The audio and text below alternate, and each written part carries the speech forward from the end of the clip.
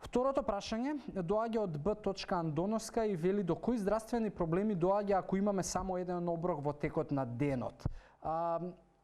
Андоновска до многу здравствени проблеми може да дојде. Еден оброк на ден има и име за тоа и дури е тренд, особено во поразвиените западни земји, се вика ОМАД, односно One Meal a Day на англиски.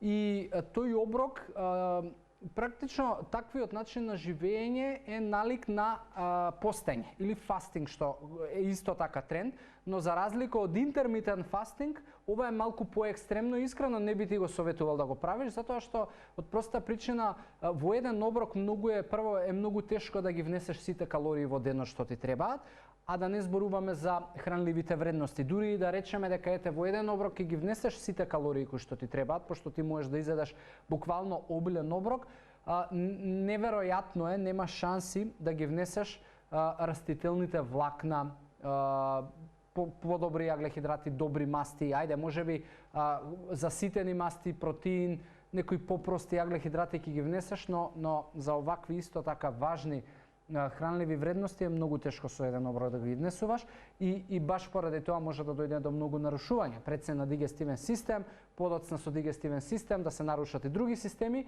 така да не би ти советувал да го правиш тоа ако целта ти е слабење и ако си прочитала дека со еден оброк многу добро се практикува фастинг и придонесува за намалување на килограми. Да, точно е.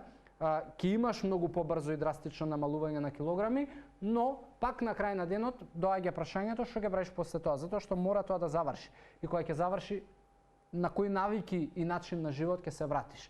Веројатно на стариот, оној единствениот познат кој што ти е, и со тој ќе се вратат и старите резултати. Така да не ти е таа долгорочна добра стратегија, како фастинг можеби да, но само за можеби една недела период.